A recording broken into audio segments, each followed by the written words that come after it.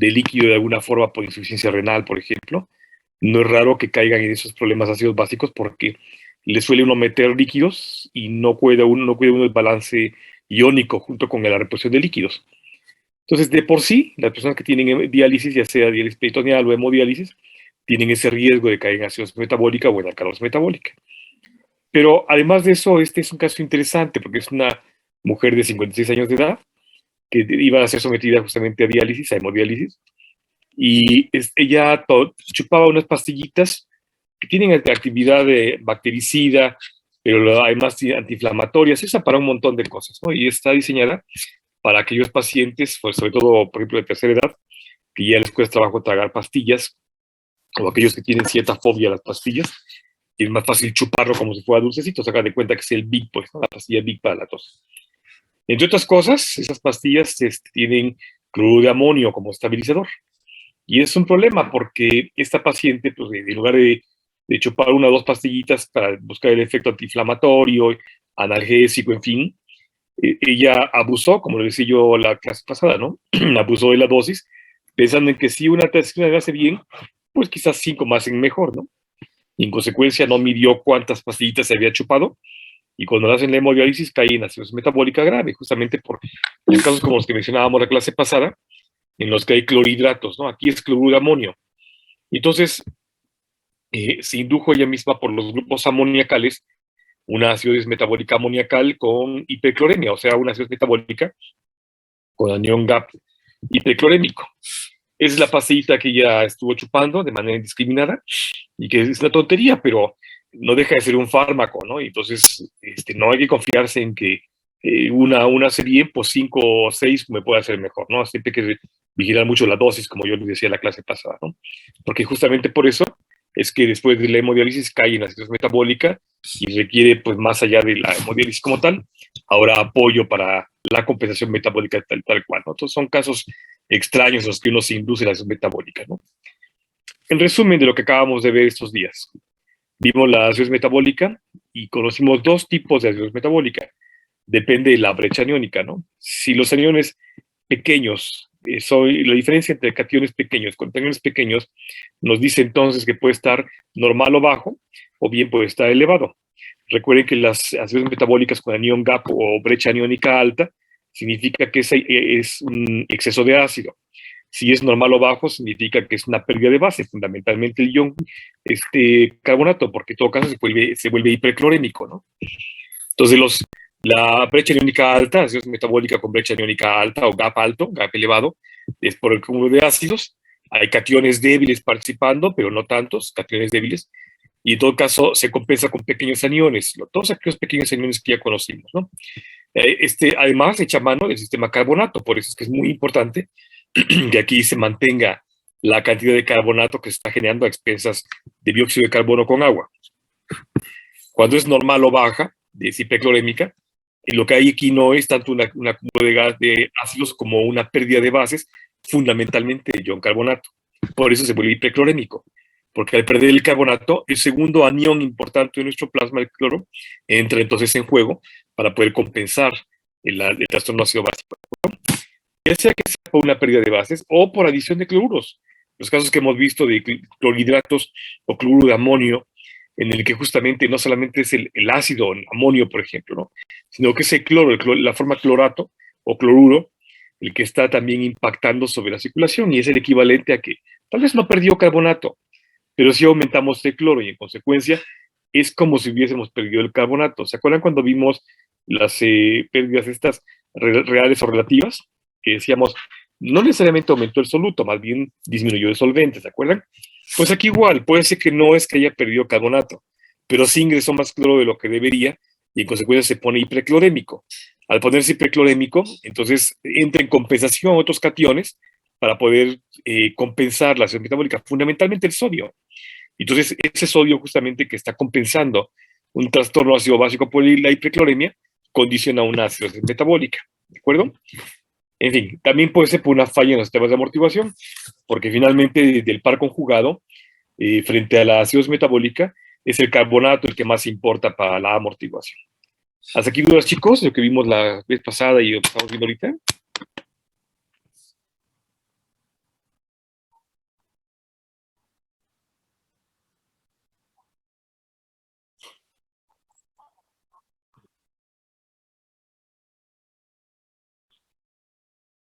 Es correcto, sí, sí, José Luis.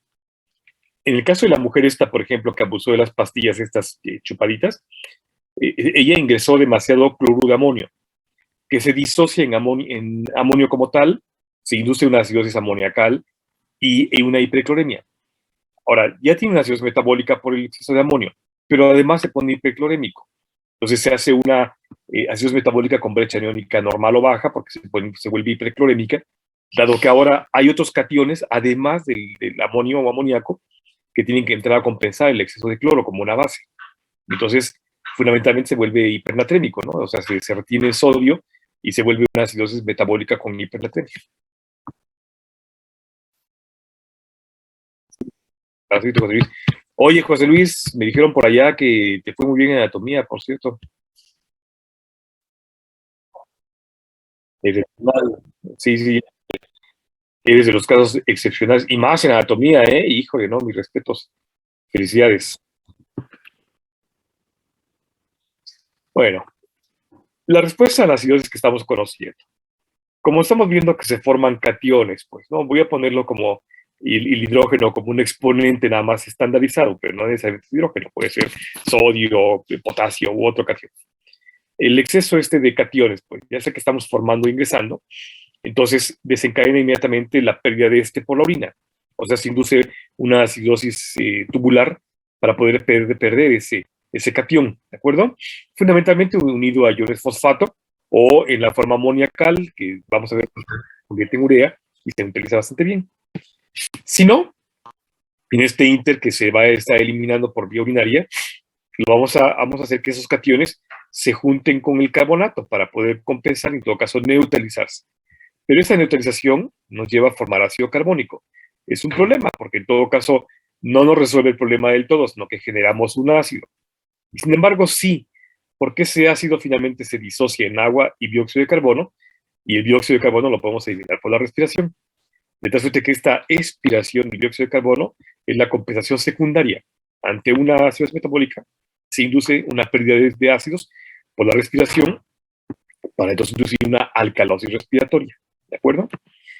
Ahora, si es necesario, este dióxido de carbono se puede retener y regresar a formar carbonatos y finalmente volver a formar el ácido carbónico y luego formar otra vez carbonatos. De tal manera que, como ven, nunca hay como tal una pérdida real, sino que estamos siempre reciclando en la medida que sea posible y eliminando lo que sea el exceso. Si ese exceso no parece tanto, bueno, lo reciclamos, no pasa nada, ¿de acuerdo? Que podemos regenerar. Supongamos que esta acción es metabólica, se me sale de control y me induce una alcalosis metabólica. Y entonces esta alcalosis metabólica la puedo compensar con ácidos metabólicos, que luego puedo volver a compensar si es necesario eliminar un poquito más. Por eso la compensación metabólica tarda tanto en eliminarse, porque se hace una curva, por ejemplo, de acidosis, induce una alcalosis y baja la curva de ácido, pero ahora tengo un exceso de álcali que me obliga a formar ácido para compensar cada vez menos, claro, ¿no?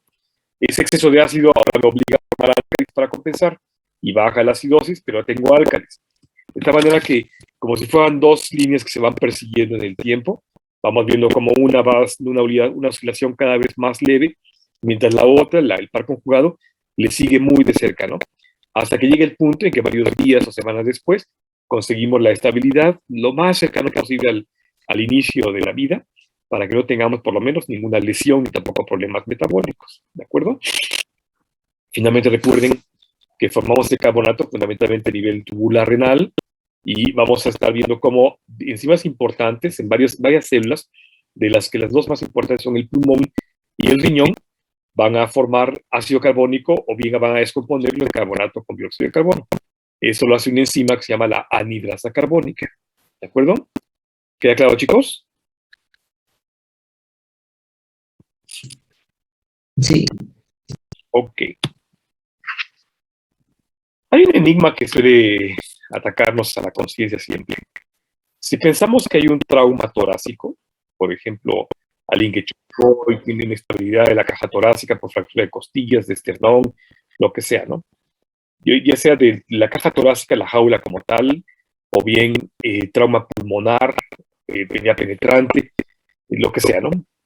Si este trauma torácico o pulmonar Cuando es severo, produce una acidosis metabólica, dado que hay destrucción de músculo, por tanto, hay abdomiólisis, hay ruptura celular y, por tanto, hay liberación de enzimas intracelulares que también forman una acidosis, ¿no? Y no, ya ni se diga bacterias, ¿no? Que tenemos en el tracto respiratorio, por ejemplo. Si uno espera que haya una acidosis metabólica, si entonces debería tener una hipoventilación, es decir, una caída de la frecuencia ventilatoria, porque está inestable la caja torácica, no puede respirar adecuadamente porque los músculos intercostales, la jaula torácica propiamente, las costillas, el esternón, lo que sea, está inestable y por tanto no puede ventilar de forma adecuada. Hay una hipoventilación. Entonces, debería tener una acidosis respiratoria, ¿cierto? Porque en todo caso, esta acidosis respiratoria, en la que no puede eliminar el ácido de forma de dióxido de carbono y tampoco puede compensar de forma adecuada, debería entonces compensarse con una alcalosis metabólica, pero en todo caso no, tendríamos una acidosis metabólica con una acidosis respiratoria, ¿cierto o no? No sé si lo expliqué bien. Ok, es un enigma que vamos a describir al final de estos casos de ácido base, con un caso justamente mixto, que no tiene trauma torácico como tal, pero es muy interesante que, aunque la regla dice que siempre debemos separar conjugado acidosis respiratoria con alcalosis metabólica, alcalosis respiratoria con acidosis metabólica, y viceversa, acidosis metabólica con alcalosis respiratoria, alcalosis metabólica con acidosis respiratoria, vamos a ver que raramente pueden ocurrir casos como estos, en donde vemos la forma mixta, que tengo acidosis respiratoria con acidosis metabólica, o bien alcalosis respiratoria con alcalosis metabólica, y ahí es muy difícil compensar. Si uno no interviene, la mano del médico no interviene, el paciente difícilmente va a compensar y la muerte es casi inevitable, ¿de acuerdo? Entremos de lleno ya a la alcalosis metabólica para avanzar en el tema y ojalá y hagamos examen antes de que se vayan de vacaciones para que se vayan fresquecitos y en enero regresemos a el tema que nos toca esto. Si ahora pienso en la alcalosis metabólica y lo que veo es que prevalece la formación de carbonatos sobre los ácidos, cuyo pH entonces se eleva más de 7.45, por tanto, con base en lo que acabo de decir, lo que uno esperaría como compensación es la hipoventilación. Si tengo álcali circulando, yo voy a hipoventilar para retener dióxido de carbono, que es un ácido importante. Vean ustedes que aquí está en la ecuación está el dióxido de carbono, o sea, el carbonato sobre el dióxido de carbono. Entonces, si yo retengo este ácido, este catión en forma de CO2, yo entonces puedo compensar, porque además ese CO2 se va a convertir en ácido carbónico. No solamente como tal el CO2, lo que se convierte en ácido carbónico que puede compensar el carbonato, ¿de acuerdo? O sea, puede neutralizar el carbonato. Entonces, la respuesta sería una hipoventilación con retención de dióxido de carbono y ya. ¿Por qué me daría una alcalosis metabólica? Es lo mismo que el ejemplo de la acidosis. Perdí ácidos o cationes, tuve una pérdida de ácidos cationes, y ya tuve una ingesta excesiva de bases, un ingreso, o sea, fue exógeno, o bien estoy reteniendo bases, tal vez es difícil que yo los forme, pero puede ser que no los esté eliminando, ¿de acuerdo? Ya sé que estoy perdiendo el catión, o bien no estoy eliminando bases, las estoy reteniendo. Como sea, una de esas condiciones me está dando lugar a que la curva de pH ahora se esté desviando hacia la derecha y me lleve a más allá de 7.45, 7.8 o 8 de pH y por tanto una alcalosis metabólica, ¿de acuerdo? Y entonces hay dos tipos de alcalosis metabólicas igual. Una que puede ser hipoclorémica, donde vemos la concentración de cloro baja, y en todo caso, eso es por pérdida o deficiencia de cloro. Por ejemplo, alguien que ha estado vomita y vomita todo el tiempo, es ácido clorhídrico. Lo que tenemos en el estómago es ácido clorhídrico. Y igual que los medicamentos que tienen clorhidratos, ese ácido clorhídrico pues se disocia en cloro.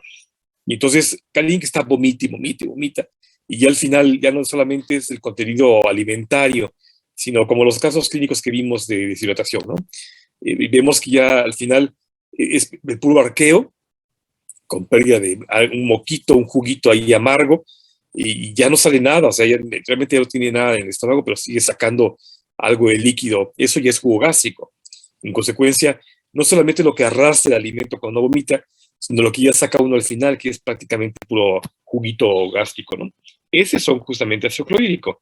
Y en consecuencia estamos perdiendo un elemento importante, que es el clorato, que en todo caso y obligará a nuestro cuerpo a redistribuir ese cloro de la circulación para regenerar el ácido clorhídrico del estómago que está perdiendo. En consecuencia, esta alcalosis metabólica será con hipocloremia, ¿de acuerdo? Circulante en plasma. El otro caso, la hipocalcémica, hipocalémica, perdón. La hipocalémica, donde vemos en todo caso el elemento calcio era importante, que es común en diuréticos. Cuando les había comentado que hay gente que se dedica, por ejemplo, a la halterofilia, ¿no? En todo caso, estos cuates que hacen ejercicio y se ponen listos para cuando tienen un concurso, inmediatamente se inyectan o toman diuréticos para que en el momento del concurso estén completamente deshidratados, la piel esté adherida al músculo, se marque como tal, no hay agua por debajo de la piel, se marca el músculo y se ven más fuertes de lo que en realidad son. De otra forma, se verían como turgentes, ¿de acuerdo? Para marcarse nada más. Pero es un riesgo importante porque no solamente la pérdida de agua a la que se exponen, o sea, la deshidratación moderada o severa, sino estos riesgos de caer en trastornos ácidos básicos. Fundamentalmente se usan diuréticos de ASA, que actúan a nivel de ASA de Henle, que pueden promover la pérdida masiva de iones, fundamentalmente de calcio o con potasio, ¿de acuerdo? O sea, hay un problema de pérdida también de iones como el potasio. Y entonces, si yo tengo un incremento primario en la construcción de carbonatos en plasma, o bien disminuye mi concentración de ácidos, como sea, con aumento secundario de la presión parcial de dióxido de carbono, o sea, una hipercapnia. La hipercapnia, recuerden que capnos es vapor y es el nombre griego para el dióxido de carbono. La hipercapnia sería secundaria. Esta hipercapnia es compensatoria al trastorno alcalótico del plasma, justamente para retener un ácido que pueda conjugarse con ese carbonato y que se vuelva ácido carbónico para que neutralice, ¿de acuerdo? Entonces, ya dije que es frecuente con hipocalemia, o sea, calemia es potasio, se refiere al potasio. Si fuese calcemia sería el calcio, pero no, es calemia de potasio. Y entonces, si voy muy rápido, me dicen, ¿todo bien, chicos? Sí, sí, sí. No, perdón, Francisco, me emocioné.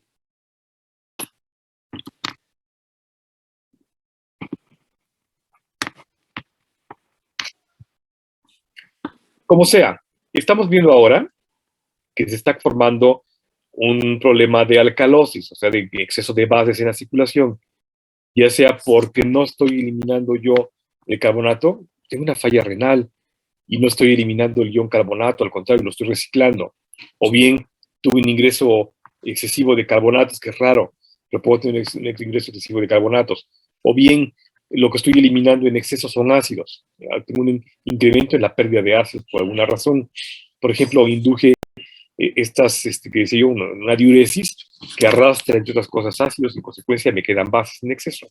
¿De acuerdo? ¿Ahora sí? ¿De qué, Francisco? Entonces, los mecanismos renales, que podemos ver productores de la alcalosis metabólica, es por una pérdida de ion cloruro o bien una pérdida de potasio. Ya sea estos dos son más frecuentes, aunque también algunos trastornos metabólicos como el hiperaldosteronismo. Si se acuerdan ustedes, ya vimos en la enfermedad de Cushing y hablamos del síndrome de Cohn como entidades clínicas para la hipercortisolemia y el hiperaldosteronismo, ¿se acuerdan? Si se está estimulando en exceso la glándula suprarrenal o el sistema renina que tiene aldosterona, y en consecuencia está secretando demasiada aldosterona, alguien que tiene un tumor hipoficiario o un tumor en las suprarrenales o algún tumor estimulante de aldosterona, entonces tendríamos este paciente que tiene un exceso de aldosterona en la sangre. Y la aldosterona es una de las hormonas claves para la movilización de iones, fundamentalmente el sodio, pero moviliza otros iones como el potasio, el calcio, el cloro, en fin, ¿de acuerdo? Es una mineralocorticoide. En consecuencia, ya sea por una pérdida de cloruro de sodio, pérdida de potasio, o sea, una caída en las concentraciones de estos dos por una pérdida o por una falta de ingreso de la dieta, o bien por una hiperestimulación de las suprarrenales, que nos daría lugar a hiperaldosteronismo. Lo que estamos viendo acá es que se moviliza, si es hiperaldosteronismo, se moviliza la pérdida en todo caso de iones, fundamentalmente de sodio. Y en todo caso, junto con el sodio, pues entra en juego el potasio. Y como también es un catión, pues también lo perdemos. Por eso es hipocalémico o hiponatrémico. ¿de acuerdo? Eso nos deja entonces, como pérdida de ácido, nos deja solamente las bases, fundamentalmente el ion carbonato. Eso sí, así es a nivel renal. Si es extrarrenal, que no tenga que ver el riñón con la alcalosis metabólica, podría ser por pérdida gastrointestinal, ya dije el vómito, por ejemplo, ¿no? Pero también muchas fístulas. Hablamos de algunas fístulas cuando vimos la pérdida de bases a través de fístulas pancreato-colónicas, ¿se acuerdan? Entonces, algunas fístulas también pueden dar lugar a la pérdida de iones, fundamentalmente de aquellas que tengan que ver con órganos que son clave para la retención de ácidos, ¿de acuerdo? Entre ellos el riñón, pero no necesariamente. Puede ser por tracto digestivo también, ¿de acuerdo? Ahora, ¿qué tal si tuviera yo no necesariamente una fístula, no necesariamente lo que acabo de decir? ¿Qué tal si lo que tengo es una caída en el volumen extracelular? Ese es extracelular. O sea, tengo una hipovolemia. Y en todo caso, esta hipovolemia fue por pérdida digestiva de cloro, el vómito profuso, el vómito que está intenso, no se puede controlar, no deja de vomitar, ya no tiene nada y sin embargo sigue con arqueo y cada vez que arquea saca un poquito de moco o cubo gástrico. ¿Qué tal si lo tengo hospitalizado y le estoy haciendo aspiraciones gástricas frecuentes porque tiene acumulación de contenido gástrico y tiene paralizado el intestino? Y en consecuencia le pongo una sonda y estoy haciendo aspiraciones gástricas frecuentes, pero no tengo la precaución de hacerlo periódicamente, sino que lo haga cada rato, pensando en que entre más le saque, pues más beneficio le hago. Entonces, la aspiración gástrica que no se controla por el médico también le puede inducir una alcalosis metabólica por pérdida justamente de cloro, ¿de acuerdo? La diarrea crónica también, fundamentalmente diarreas osmóticas, aquellas que tienen que ver con la pérdida masiva de agua, ¿de acuerdo? O la gente que también abusa de laxantes, aquellos que creen que bajan de peso porque se van a laxar, como cuando éramos chamaquitos, a ustedes no les tocó, pero pregunten a sus papás, pregunten a sus abuelitos y verán como la terapia de laxantes en nuestra infancia era bien común. Las mamás de antes, las abuelitas, creían que había una forma de purificar el cuerpo era laxándolo, ¿no? Entonces, ojalá y se salieran todos los demonios por ahí, ¿no? Y ya quedara uno inmaculado por dentro y por fuera, pero no, realmente no. Entonces, no es raro que se recurría a los laxantes como una forma de purificación del cuerpo, asumiendo que uno retiene por lo más sucio, ¿no? de nuestra vida en el intestino. Y sí, sí, es muy sucio, pero no necesariamente es como tal una purificación del plasma, ¿no? Aún así, el abuso de laxantes, por ejemplo, para bajar de peso o para limpiar el cuerpo, que sigue siendo muy recorrido todavía hoy en día, puede dar lugar a una pérdida masiva de iones, fundamentalmente de ácidos. Entonces eso da lugar a una alcalosis metabólica, ¿de acuerdo? Llámese la pérdida renal, de iones protonados también de cloro, fundamentalmente cuando hay una falla renal, donde el umbral de filtración se excede y en consecuencia no se logra retener. Entonces tenemos una pérdida también de esto. Mencioné hace rato los diuréticos de ASA, aquellos que actúan a nivel de ASA de Henle, como la furosemida, y otros diuréticos como las tiacidas, que en todo caso promueven una pérdida masiva de ácidos, fundamentalmente de sodio. Si se acuerdan, cuando vimos el esquema de la nefrona, vimos que hay a lo largo del túbulo proximal y el distal, hay celulitas que están transportando iones, fundamentalmente sodio, ¿no? Para que no los perdamos y si los perdemos no sea en exceso. Cuando le metemos un medicamento que promueve esta pérdida de agua a nivel de asa de Henle, recuerde que el asa de Henle aumenta significativamente su molalidad, es hiperosmótica. Y entonces no le damos chance a las células a que vuelvan a retener los iones, fundamentalmente protonados. Y en consecuencia tenemos una pérdida masiva de ácidos que nos puede dar lugar a una alcalosis metabólica. Por eso no hay que abusar tampoco de laxantes, ni mucho menos de diuréticos, sobre todo si hacen ejercicio, esas cosas, no hay que abusar, ¿de acuerdo? Y también ya mencionamos el aumento de la renina y la aldosterona. Fundamentalmente tiene que ver con tumores, o sea, una hiperestimulación para hiperaldosteronismo o el sistema renina de aldosterona tiene que ver con tumores, ya sea en la glándula suprarrenal, en la proximidad de ella como el riñón o tumores extrarrenales, ¿de acuerdo? Pero es raro, realmente tiene que ver con tumores. Hasta aquí queda claro, chicos. Sí, hasta aquí. Sí, profe. Dime, Mar. Pero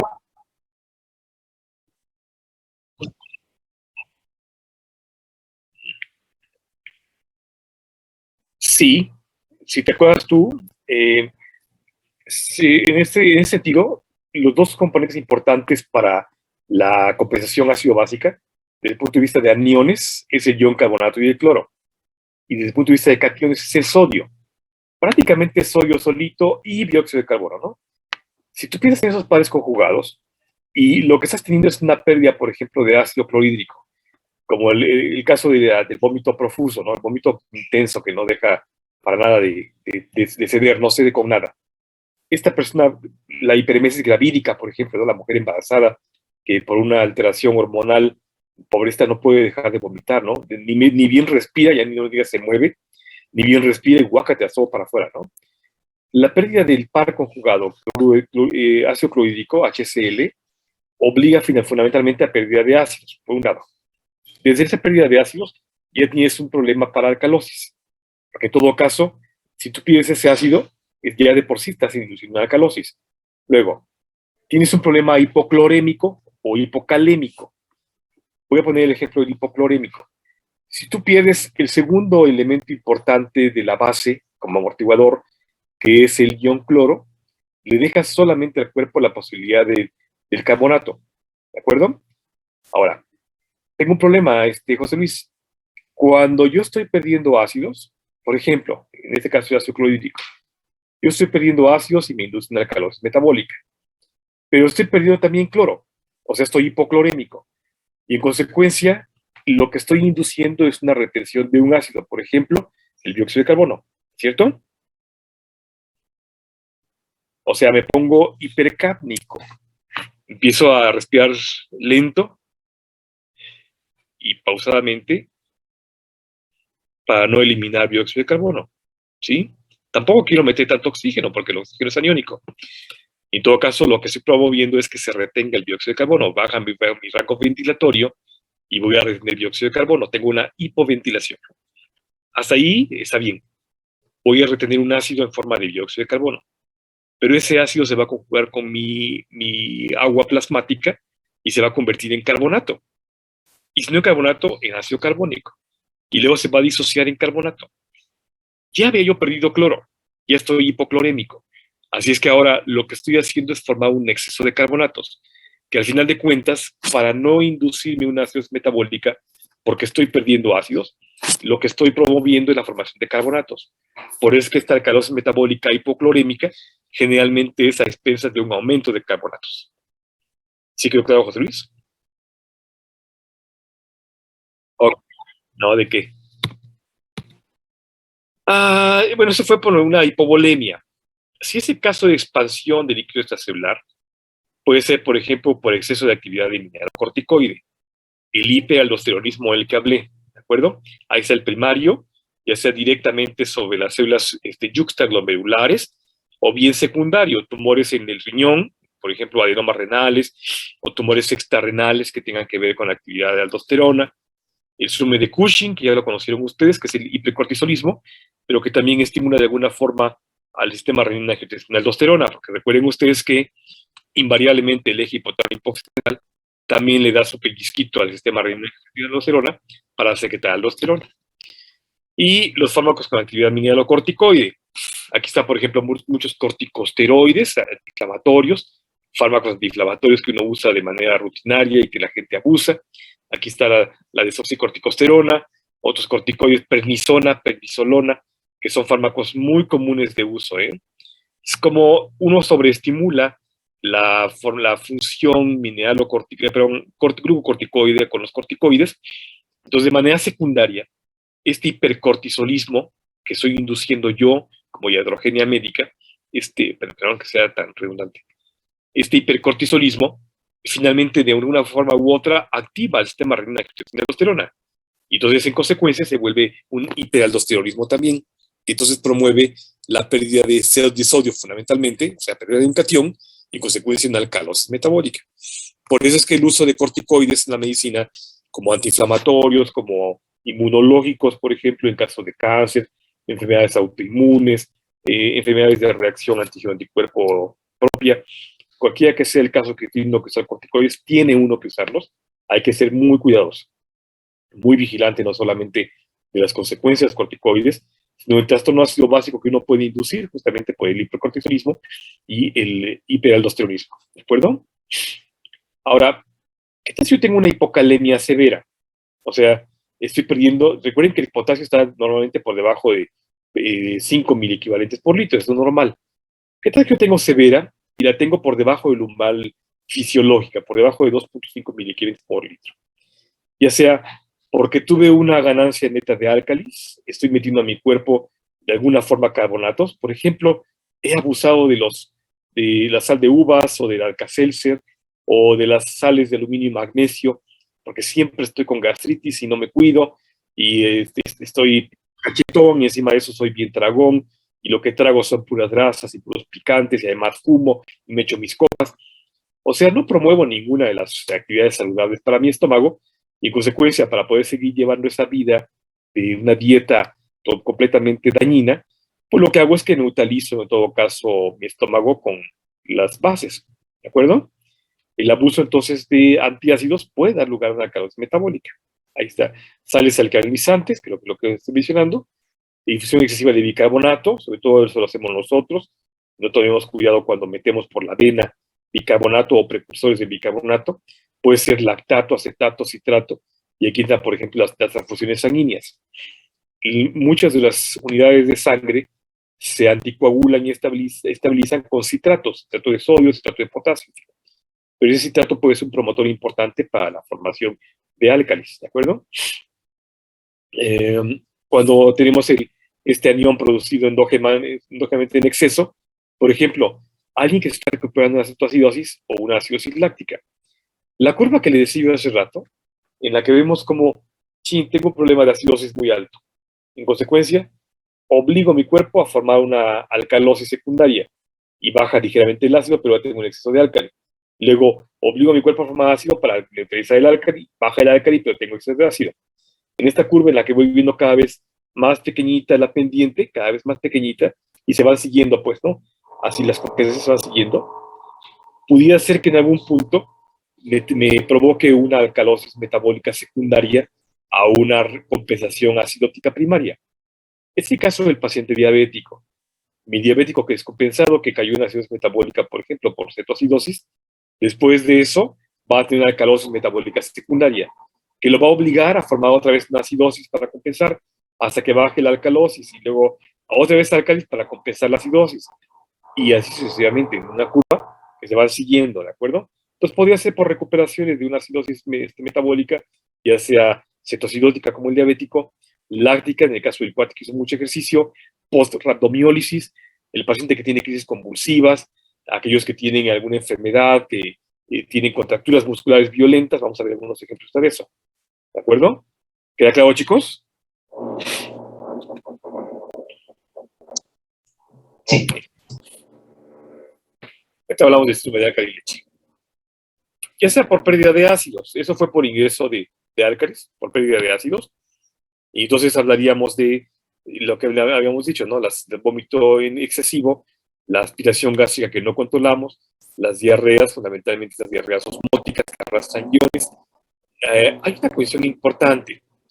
Hay una formación del intestino que suele ser por incremento de las glándulas intestinales, las células glandulares intestinales, y en todo caso da lugar a pequeños cúmulos de celulitas que se llaman adenomas.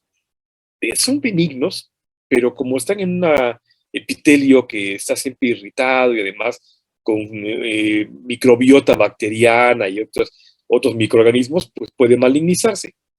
Este en particular se llama adenoma velloso, porque parece que está peludito, parece que está como tapizado de un terciopelo, ¿de acuerdo? Este adenoma velloso es una de las causas comunes de alcalosis metabólica, justamente porque arrastra una gran cantidad de iones. Esto se lo voy a presentar. A nivel renal, ya mencioné los diuréticos de asa o las tiacidas como una pérdida de ácido, ¿no? Que promueven la pérdida fundamentalmente de sodio, ¿no? Entonces, esta pérdida de sodio pues obliga a la alcalosis metabólica. El hipermineralocorticoidismo también, fundamentalmente con aldosterona, que también podría dar lugar a esta misma pérdida de ácidos, ¿de acuerdo? La hipercalcemia, que es el síndrome de la caída de leche, en la gente que no metaboliza bien el calcio, por ejemplo, aquellos que tienen una enfermedad que se llama calcinosis, en la que por una falla metabólica hereditaria no metaboliza bien el calcio. Y es que el calcio no solamente entra a formar hueso, lo que el calcio es un elemento muy importante como señalizador celular. Cuando tenemos problemas metabólicos para el acopio y la distribución de calcio en nuestro cuerpo, se deposita de manera normal, fundamentalmente en los tejidos, y eso da lugar a las calcinosis. Entre otras cosas, también a los cálculos renales, por ejemplo, ¿no? Pero el depósito puede ser en la piel y ahorita vamos a ver ejemplos, ¿de acuerdo? ¿Sigo? ¿Podría repetir solamente lo último, por favor? Lo de la hipercalcemia. Sí. Hay varias entidades clínicas. Aquí pongo el ejemplo de síndrome de alcalí leche, pero hay varias entidades clínicas que pueden tener una retención de calcio que no es tal cual un incremento del ion en sí, sino que se deposita de manera normal, o sea, no tiene disuelto, por tanto, no induce una alcalosis metabólica, sino que al contrario, es una pérdida de ácido porque se quita de la circulación, pero se deposita en forma, por ejemplo, de una piedra, ¿sí? Estas enfermedades, como las calcinosis, entre ellas el síndrome de alcalí leche, dan lugar entonces a que sea el equivalente a que perdió el calcio. Pero no lo perdió, realmente ahí está. Lo que pasa es que está depositado de manera normal y está aglomerado como si fuera una pequeña roquita. En consecuencia, sí hay una hipercalcemia local, o sea, por ejemplo, en los tejidos, en el riñón, pero que induce una pérdida finalmente de un ácido de la circulación. ¿De acuerdo? Ah, ok, ok. Sí, gracias. Ahorita vamos a ver un ejemplo más de eso, de las hipercalcemias. Les presento el adenoma velloso. Aquí está el adenoma velloso, la mucosa intestinal, se hace un crecimiento de la íntima muscular del intestino junto con la mucosa, y entonces empieza a aumentar su tamaño, en número y en tamaño como tal. Si aumenta el tamaño, decimos que se hipertrofia, hiper de aumento, trofos de crecimiento, o bien aumenta el número, que decimos que es una hiperplasia. Plaseos es en cantidad. Y entonces, este adenoma velloso, que puede tener aquí un cuellito y toda esta formación de adenoma como tal, se puede malignizar. Ya sea que esté así, con su cuellito, o que esté sin cuello, ¿no? Que lo veamos así, se llama Cecil, que está como si fuera una plaquita nada más, pero finalmente es el epitelio, que está hipertrofiado y quizás con hiperplasia, ¿de acuerdo? Esto es lo normal. Así lo veríamos si hacemos una endoscopía de adenoma velloso. Ya sé que no parece mucho velloso, pero ahorita van a ver una imagen más cercana. Está cubierto por la mucosa y esos adenomas están allá, no solamente haciendo un efecto mecánico de taponamiento del tracto digestivo, sino que están todo el tiempo lastimándose por el paso del contenido gástrico intestinal y eventualmente se sangran, se infectan, se puede perforar o peor aún, se puede malignizar porque está inflamado. Entonces ya histológicamente, si le quitamos la mucosa, toda esta capita brillosa que tiene la superficie, el adenoma velloso, perdón, se vería así. Como ven, se llama velloso porque parece que tiene ahí esa superficie como aterciopelada de vellitos, que más bien parece una coliflor, ¿no? Se parece mucho a una coliflor. Entonces, esta estructura de adenomatosa, con vellitos, pues, que está todo aquí hiperplástico, hipertrofiado, está creciendo a expensas de la mucosa que viene aquí abajo. Entonces, este es uno de los ejemplos. Aquí están otros ejemplos in vivo, en el tracto digestivo, en el colon son muy frecuentes, los adenomas vellosos, que insisto, se pueden malignizar. Y las calcinosis que hablaba yo, en las que tenemos hipercalcemia, pero ese aumento de calcio porque no se está metabolizando bien, se deposita, y aquí está en la piel, por ejemplo, los tejidos, ahí está en las manos, que vamos a ver al final del curso otra enfermedad que se parece a la calcinosis, la gota, pero la gota, a diferencia de esta, en la gota es depósito de uratos, ¿de acuerdo? Urato de sodio. Aquí no, aquí es calcio como tal. Entonces, aquí está, se parece mucho a la gota, de hecho se puede confundir con la gota, pero la gota da deformidades articulares con mucho dolor. Aquí no duele tanto, sino hasta que se estira la piel como acá y empieza a necrosarse porque pierde el riego sanguíneo por la tensión a la que se sometida la piel, además de que se exponen las piedritas de calcio, ¿no? Puede ser múltiple, es un caso de una persona con calcinosis generalizada, así como estaba su piel, estaban sus riñones, estaban sus vísceras, toda ella estaba llena de calcio en todos los tejidos, ¿no? Que se estaba depositando. Si lo vemos así, significaría que no está metabolizando bien el calcio Y entonces, en consecuencia, está hipercalcémico local, pero ese calcio no funciona para nada, está depositado, en consecuencia, está secuestrado. Por eso es que la pérdida de ese calcio, porque se está formando calcios como tal, piedras, induce una alcalosis metabólica, ¿de acuerdo? Como anión importante. Y siguiendo con yo no sé si ustedes veían un programa simpaticísimo que pasaba hace muchos años en la televisión abierta, que había una sección del programa que se llamaba Muertes Estúpidas. La presentaba una calavera muy simpática. Y es que justamente pues, pensando en los suicidios que hemos conocido hasta ahora, pues también tratar de cometer suicidio a expensas de tomar antiácidos en exceso o bien el abuso de antiácidos como tal, pues más que cometer suicidio, pues va a provocar una alcalosis metabólica o bien trastornos ácidos básicos que son complicados de manejar, pero que no necesariamente inducen la muerte. Si lo hacen, no es una forma tan agradable tampoco de cometer suicidio, ¿no? Entonces aquí puede ser por un abuso de antiácidos o bien por intentos de suicidio. Y en todo caso, ¿cuál sea el mecanismo? ¿Cuál sea el mecanismo?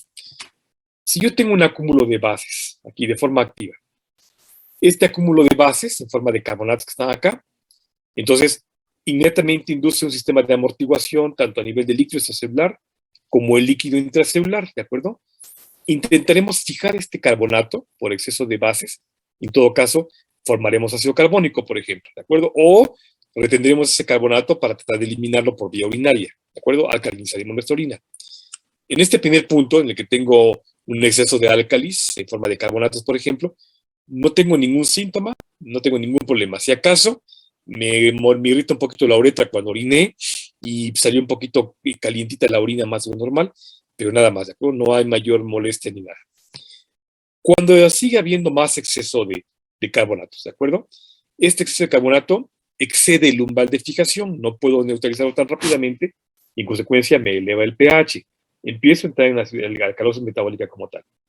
Esta alcalosis metabólica, entonces, inmediatamente deprime los quimioreceptores medulares, aquellos que ya les platiqué que son osmoreceptores, presoreceptores, células especializadas. ¿De acuerdo? Esta supresión inmediatamente disminuye el rango ventilatorio. En consecuencia, me induce una hipercapnia, porque como ya sé que no lo estoy fijando, no estoy logrando amortiguarlo. Entonces, necesito echarle un ácido, que ese ácido se convierte en ácido carbónico y me ayude a fijar más el acabado que estoy aquí acumulando, ¿de acuerdo? Por tanto, esta hipercapnia con el agua metabólica me forma ácido carbónico. En esta segunda fase, en lo que estoy viendo que mi alcalosis metabólica se está complicando, el signo que yo vería no clínico sería una cianosis. La coloración de nuestra piel, yo no sé por qué siempre me veo rojo, pero bueno, esto rosadito de la piel, el tono rosita de los labios, el tono clarito de las uñas, ese tonito rosado rojizo de nuestra piel, es gracias a la oxigenación. Cuando andamos con anemia, por ejemplo, que baja la cantidad de proteína que fija el oxígeno, nuestra piel se pone pálida, ¿de acuerdo? Porque no tenemos una buena cantidad de oxígeno. Si lo que aumenta es el dióxido de carbono, nuestra piel se pone azul. Y ese tono azul de la hipercapnia se llama cianosis, ¿de acuerdo? Esa es la cianosis. Es un vocablo griego, kianos, que significa azul. De ahí viene también el nombre azul como tal, por eso el lápiz lazuli viene justamente de kianos, azul, y osis, que es un proceso. Entonces veríamos a la persona no pálida, la veríamos morada o azul, ¿de acuerdo? El frío intenso nos puede dar cianosis, justamente porque baja nuestro rango ventilatorio, aumenta la hipercapnia, en parte por la vasoconstricción también, ¿de acuerdo? Entonces, si comparan ustedes una persona con cianosis con una persona normal, verían como el tono rosadito de la piel por el oxígeno, aquí está a la izquierda de la pantalla, contra la mano cianótica, vean cómo está morada, no está pálida, está morada, ¿de acuerdo? Ese tono azulito es la cianosis. Ya empezamos la primera parte compensatoria y la hipercapnia nos induce cianosis, ¿de acuerdo? Aún así, no logro compensar y los niveles de carbonato están excediendo por mucho la concentración por arriba de 28 miligramos por litro. En consecuencia, esto excede el umbral de eliminación renal y entonces se empieza a filtrar por la orina de forma masiva, ¿de acuerdo? Este exceso de carbonatos que excreta por orina inducirá entonces una retención de protones, ¿de acuerdo? Y ahora sí, si ya me había quejado un poquito de que me ardía para orinar, sentí yo caliente la orina, ahora sí va a arder bastante, ¿de acuerdo? Y si yo le hago un pH a la orina de la persona, veremos que está completamente alcalina, o sea, está con una acidosis tubular, porque está reteniendo ácidos, y una alcalosis urinaria, ¿de acuerdo? Luego, para mantener este balance, dice, excretamos el sodio, porque lo que no quiero ahora es una acidosis secundaria tan extensa. Entonces, prevengo eso y excreto el sodio y el cloro, ¿de acuerdo? Junto con el carbonato. En consecuencia, en esta fase en la que estoy compensando, tendré yo hiponatremia, porque estoy perdiéndolo, poliuria, porque estoy eliminando lo más que yo pueda por orina, y entonces se suprime el eje hipotalamo renal, no se secreta una antidiurética, y en consecuencia empiezo a orinar en exceso. Me va a dar náuseas por el trastorno ácido básico y también por el desbalance iónico. Me va a dar vómito, porque en todo caso, esta náusea y el mareo y todo lo demás me puede dar vómito. Calambres por una pérdida de potasio fundamentalmente, síndrome confusional e irritación del sistema nervioso central. Puede tener dolor de cabeza, confusión, voy a estar algo alterado, con problemas para la visualización, irritante de la luz, del sonido, en fin, ¿de acuerdo? Hasta este punto estoy compensando mi trastorno ácido básico. ¿Hasta aquí dudas, chicos? Doctor, ¿por qué dijo que se daba la cianosis? Por una hipercapnia. La hipercapnia, cuando tú de manera secundaria induces una hipoventilación para retener dióxido de carbono, este dióxido de carbono es el que da el tono azul a la piel y en consecuencia da la cianosis. O sea, la compensación metabólica. ¿Ya? Sí, gracias. ¿De qué? Ahora, ya sé que estoy perdiendo iones, fundamentalmente protones, ¿de acuerdo? Y entonces esta pérdida de protones en el líquido celular se difunde fuera de la célula, mantiene en todo caso la concentración iónica a expensas del potasio. El potasio intracelular entra entonces en juego para entonces poder compensar la pérdida de sodio que vimos hace ratito.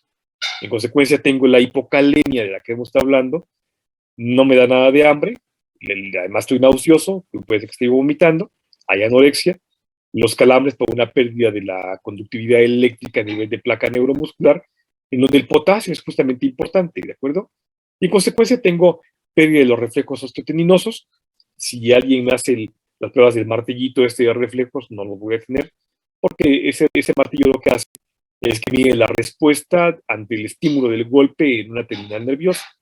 Y en consecuencia, si yo no tengo una buena respuesta nerviosa, porque estoy perdiendo sodio y entonces el potasio entró en juego para poder compensar, entonces no voy a tener una buena conducción eléctrica a niveles de esas terminales y en consecuencia los calambres y la pérdida de los reflejos, ¿de acuerdo? Y el mayor problema es el corazón, porque la placa osteoteninosa, bueno, nos va a dar los calambres y la pérdida de los reflejos, pero la otra placa, la del corazón, puede ser grave y en todo caso la arritmia o la fibrilación auricular o ventricular, o sea que el corazón tiembla en lugar de que se contraiga, tiembla y en consecuencia puede caer en paro cardíaco, ¿de acuerdo? Finalmente, esta pérdida entonces de cationes en forma de hidrógeno hace entonces que disminuye la cantidad de calcio, que ahora entra el calcio igual que el potasio, a poder compensar la pérdida de cationes como sodio, aumenta la permeabilidad nerviosa de sodio y se hace un estímulo al impulso nervioso. En consecuencia, se irritan las actividades nerviosas. Y vamos a ver entonces la tetania, esas contracciones musculares sostenidas, violentas, ¿se acuerdan? Como el tétanos, que se llama tetania. La irritabilidad neural, le pasa a uno la mano y luego se contrae y está como hipersensible. Un golpecito, que vamos a ver mañana los golpecitos para la evaluación neurológica. Y en todo caso se contrae el músculo porque está irritado. Hay desorientación e inclusive crisis convulsivas. ¿De acuerdo? ¿Dudas, chicos?